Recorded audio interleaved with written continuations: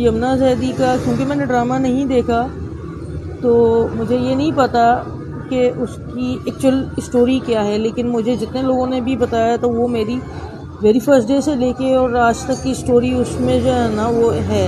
आज की वीडियो बनाते हुए मुझे बहुत फख्र महसूस हो रहा है कि पाकिस्तान में ऐसी बाहिम्मत और दिलेर औरतें मौजूद हैं जो अपनी परेशानियों और मुश्किलों को सहारा बनाकर बुरे काम नहीं करती और ये नहीं कहती कि मैं मजबूर थी, मेरे बच्चे भूखे थे इसलिए मैं इस बुराई में पड़ गई। अस्सलाम वालेकुम फ्रेंड्स, मेरा नाम है सुमैर और आप देख रहे हैं सभी सुमैर यूट्यूब चैनल।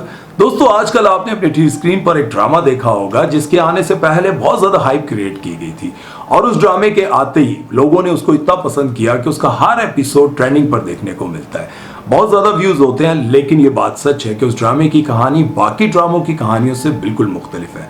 ज्यादातर ड्रामों की कहानियां होती हैं, कोई लव स्टोरी दिखाई जाती है, कोई कत्लो गारत दिखाया जाता है, कोई दुश्मनी पर बनाया जाता है और कोई सास बहू के झगड़ों पर बनाया जाता है। लेकिन इस ड्रामे की कहानी बिल्कुल मुख्तलिफ है। इस ड्रामे की कामयाबी से प्रोड्यूसर और टीवी चैनल करोड़ों रुपए कमा रहे हैं और एक्टरों को भी लाखों रुपए दिए गए। लेकिन जिस बेबस और मजबूर लड़की की ये असल जिंदगी की कहानी है, जिसको देखकर राइटर ने इस कहानी को लिखा, उसको कोई क्रेडिट नहीं दिया जा रहा कि किस तरह से इस मुआशरे में सरवाइव करने के लिए उसने मर्दों वाला गेटअप अपनाया। तो आज की इस वीडियो में मैं आपको उस चमकती दमकती शोबिज़ इंडस्ट्री का भयानक रूप दिखाऊंगा और साथ ही साथ उस लड़की की जिंदगी के बारे में भी बताऊंगा जिसको देखकर इस कहानी को लिखा गया कि अब उसकी जिंदगी कैसी गुजर रही है, वो कहां है और किस हाल में है। तो चलिए वीडियो शुरू करते हैं, लेकिन इससे पहले आप दोस्तों से गुजारिश है कि हमारे चैनल को सब्सक्राइब कर दें और बेल आइकन पर क्लिक करना हरगिज मत भूलिएगा। तो चलिए वीडियो शुरू करते हैं। इस लड़की का नाम है फरहीन इश्तियाक, जिसने इस दुनिया में आंख खोली तो अपने सामने ढेरों मुश्किलों और परेशानियों को पाया।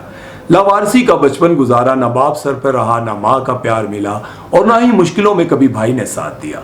इन तमाम तर मुश्किलों के साथ वो डट कर लड़ती रही और अपनी जिंदगी गुजारती रही। फिर आखिरकार वो जवान हो गई और जवानी में इस मुआशरे में अकेले रहना एक लड़की का बहुत ही मुश्किल होता है। इन तमाम तर मुश्किलात को देखते देखते उनकी जिंदगी में एक ऐसा हमसफर आया जिसे देखकर उन्हें लगा कि अब मेरी मुश्किलात कम हो जाएंगी।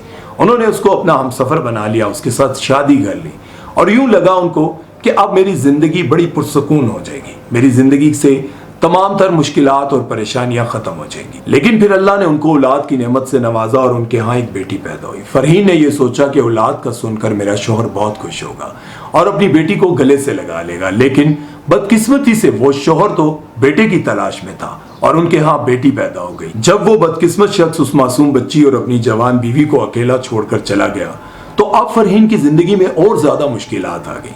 पहले फरहीन अपने आप को सिर्फ पाला करती थी और जिंदगी गुजारा करती थी, लेकिन अब उनके साथ एक मासूम बच्ची भी थी जिसे ना तो वो अकेला छोड़ सकती थी और ना ही उसे भूखा मार सकती थी। इसलिए फरहीन की जिंदगी के सामने एक बहुत ज्यादा मुश्किलों का पहाड़ खड़ा हो गया। वो बताती हैं कि जब मेरा शोहर मुझे छोड़कर चला गया तो तब मेरे पास ना तो कोई सहारा था और ना ही मेरे सर पर कोई छत।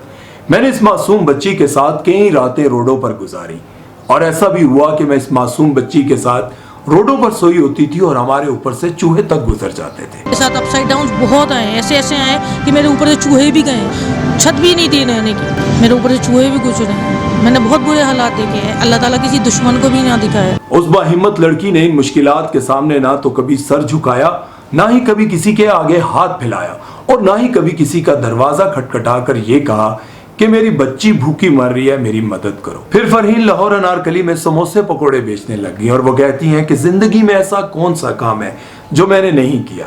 यूं ही दिन रात मेहनत करते करते उन्होंने थोड़े थोड़े पैसे जोड़कर वहीं पर एक 4,000 रुपए पर दुकान ले ली और उन्होंने सोचा कि मैं खूब मेहनत करके पैसे कमाऊंगी और यहीं पर जनरल स्टोर बनाऊंगी। फिर 10 से 12 लाख रुपए उन्होंने जोड़कर वहीं पर एक दुकान बनाई। फिर एक और बड़ी मुसीबत उनकी मुंतजिर थी। वहीं दुकान के करीब एक शख्स था जिसे वो अपना भाई समझती थी, भाइयों जैसा प्यार करती थी और वो शख्स भी फरहीन को अपनी बहनों जैसा समझता था, बहुत इज्जत करता था, बहुत एहतराम करता था। लेकिन एक मजबूरी के तहत जब फरहीन को कराची जाना पड़ा तो उन्होंने सोचा कि अगर मैं इस सामान को और इस दुकान को बंद करके चली जाऊंगी तो मेरा बहुत ज्यादा नुकसान हो जाएगा। उन्होंने इस दुकान को अपने उसी मुंह भोले भाई के हवाले किया और चंद दिनों के लिए कराची चली गई। लेकिन जब वापस आई तो यूं लगा कि जैसे पांव तले जमीन ही ना हो। वही भाई उस दुकान का मालिक बना बैठा था और उन्होंने कहा कि ये दुकान और ये माल, ये सब कुछ मेरा है। उस दुकान में फरहीन ने 10 से 12 लाख रुपए का सामान डाला था। بہت سارے لوگوں کے لیے 10 سے 12 لاکھ روپے کوئی معنی نہیں رکھتے ہوں گے، لیکن فرحین کے لیے یہ کروڑوں روپے تھے، کیونکہ پائی پائی جوڑ کر اور بہت ساری مشکلات کا سامنا کر کے انہوں نے یہ پیسہ جوڑ کر یہ دکان بنائی تھی۔ لیکن وہ شخص اس دکان کا مالک بن بیٹھا تھا۔ اب فرحین چاہتی تو اس سے لڑائی جھگڑا بھی کر سکتی تھی، اس پر کیس بھی کر سکتی تھی، لیکن فرحین نے ایک ایسا جملہ بول کر اس کیس کو ختم کر دیا، اس بات کو ختم کر دیا کہ میرا اللہ دیکھ رہا ہے اور میں اپنے اللہ کا بہت شکر ادا کرتی ہوں کہ اس نے مجھے آج تک بھوکا نہیں سلایا۔ یہ بہت بڑا جملہ تھا۔ اس کے بعد فرحین ایک نئے سفر پر نکل پڑی۔ پھر فرحین نے سوچا کیوں نہ میں اپنا اور اپنی بچی کا پیٹ پالنے کے لیے بائکیا چلا لوں۔ لیکن آپ سوچ سکتے ہیں کہ جس معاشرے میں لڑکی 7 پردوں میں بھی گھر سے نکلے تو لوگ اسے پیروں سے لے کر سر تک دیکھتے ہیں اور اس کا ایکس رے کر لیتے ہیں، وہیں اس معاشرے میں فرحین بائکیا چلانے کا سوچ رہی تھی۔ جب انہوں نے سوچا کہ لوگوں کی نظر اتنی گندی ہے تو کیوں نہ میں مردوں والا گیٹ اپ کر کے بائکیا چلانے لگ جاؤں۔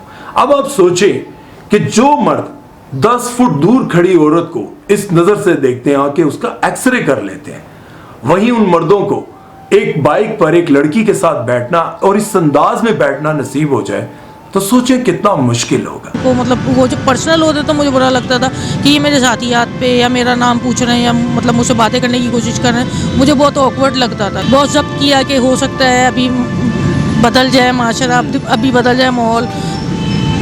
اگلا مجھ سے بات کر رہا ہوتا تو میں خاموشی اختیار کر رہی ہوتی تھی کہ میں اس کو منزل پہ چھوڑوں اور اپنا دوسرا کام شروع کروں، دوسری رائڈ پکڑوں۔ وہ کہتے ہیں نا، اگر کسی کی پریشانی کو سن رہے ہو یا کسی کی ایسی دردناک کہانی کو سن رہے ہو تو اسے اپنے پر رکھ کر سوچو کہ اگر یہ ہماری بہن بیٹی کے ساتھ ہو رہا ہوتا تو کتنا تکلیف دہ ہوتا۔ میں نے آپ کو کہا تھا کہ میں آج آپ کو شوبز انڈسٹری کا ایک بھیانک چہرہ دکھاؤں گا، اور یہ بھی آپ کو بتا دوں کہ پوری دنیا میں یہ رواج ہے کہ کسی شخص کی زندگی پر اگر کہانی لکھنی ہو تو سب سے پہلے اس سے جا کر اجازت لینی پڑتی ہے اور پھر اس کے بعد اس کو پے کرنا پڑتا ہے۔ اس کی اجازت کے ساتھ اس کی کہانی کو پوری دنیا کے سامنے لایا جاتا ہے۔ جس لڑکی کی کہانی دکھا کر آپ نے کروڑوں روپے کمائے اور یمنا زیدی کو بھی لاکھوں روپے دیے، لیکن اس لڑکی کے لیے آپ کی جیب سے 1 روپیہ نہ نکلا۔ لیکن فرحین، ہمیں آپ پر فخر ہے اور ہمیں پتہ ہے کہ آپ ہر حال میں اللہ کا شکر ادا کرتی ہیں اور کہتی ہیں کہ اللہ کا شکر ہے کہ اس نے مجھے آج تک کبھی بھوکا نہیں سلایا۔ مجھے فخر ہے کہ پاکستان میں ایسی لڑکیاں موجود ہیں جو اپنے مجبوریوں کا سہارا لے کر جسم فروشی نہیں کرتی، جو ان مشکلات کا سہارا لے کر یہ نہیں کہتی کہ میں مجبور تھی یہ سب کچھ کرنے پر۔ آج کی ویڈیو بناتے ہوئے مجھے بہت فخر محسوس ہو رہا ہے کہ پاکستان میں ایسی باہمت اور دلیر عورتیں موجود ہیں جو اپنی پریشانیوں اور مشکلوں کو سہارا بنا کر برے کام نہیں کرتی اور یہ نہیں کہتی کہ میں مجبور تھی، میرے بچے بھوکے تھے اس لیے میں اس برائی میں پڑ گئی۔ فرحین، ہم آپ کے ساتھ ہیں۔ اللہ آپ کو اور ہمت دے کہ آپ کو کبھی بھی کسی سے 1 روپیہ نہ لینا پڑے، اور میری دعا ہے کہ اللہ تعالیٰ آپ کو بہت ساری آسانیاں اور بہت ساری خوشیاں نصیب کرے۔ سمیر چودھری کو دیجیے اس کے ساتھ ہی اجازت۔ اللہ حافظ۔